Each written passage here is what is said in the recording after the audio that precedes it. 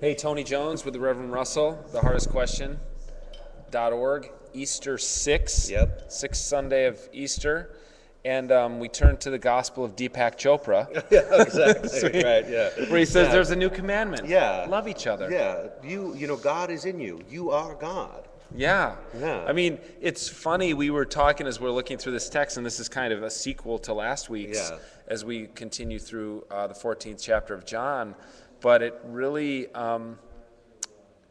those more conservative among us Yes. will take some verses from John 14 and Right. from this whole extended like 3-chapter sermon, Right. but skip over a lot of the other ones. That is really some crazy stuff. I mean, everybody will come in and say, verse 15, that if you love me, you will keep my commandments. Of course, that's one of those great things, the implication that if you don't keep my commandments, I won't love you. yeah, right. So, But the other thing is, like, what commandments is Jesus talking about?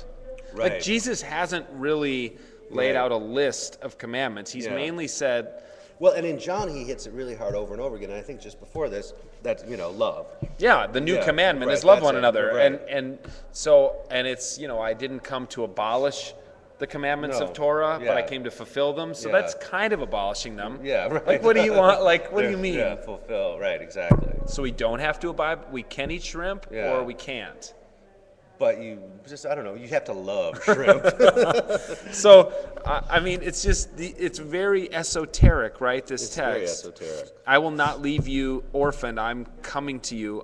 In a little while, the world will no longer see me, but you'll continue to see me. I mean, it really Because I live in you, and you will live. does Yeah. lend itself to kind of a very new agey understanding. You could go there with it if you wanted You to. could so easily, because it basically says, I am in the Father, the Father is in me, and I am in you.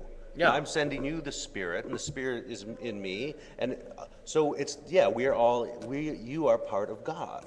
God is in you. Right, and other people won't see that. Yeah. But then there's this a little bit of Gnosticism Yeah, too. right, Like yeah. other people won't see me. I'll be gone in a little while, but you Yeah. will know because you'll be living in me, and I'll be living in you, Right. and then I'll come back again, and everybody will see that. I mean, you and I yeah. have had this special.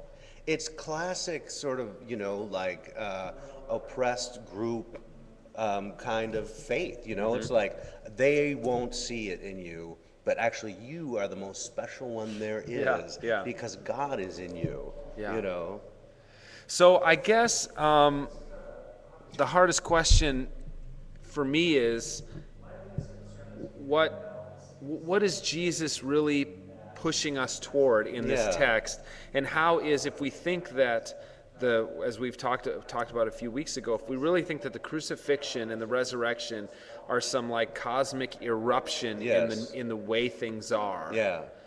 but this is all before the crucifixion that Right. Jesus is saying we already have this special thing going on. Right. Yeah. So I guess that's what I find troubling and theologically I have to wrestle with, is how Jesus is saying all this stuff before, like, hey, you and I, we have this special thing. Right. Then how does this help us understand that massive eruption into the cosmic fabric that is the crucifixion?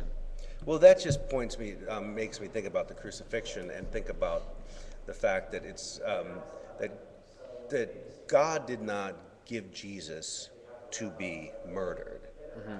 Jesus came to tell us about the new commandment of love and how that can dwell in all of us.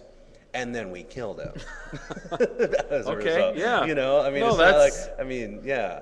And the fact that he didn't come back with vengeance, that is the thing that is sort of like the definitive act. Yeah. It's not that Jesus was fated to be murdered. He came to tell us that you can dwell in love with God and the Creator and everyone, and we killed him, And he comes back in peace, and he comes nevertheless. back in peace and love. Yeah. Yeah. Well, that's good. Yeah. All right, that's the hardest question for Easter 6. Thanks for watching, and let us know how you read this text and how you preach it on the blog, thehardestquestion.org.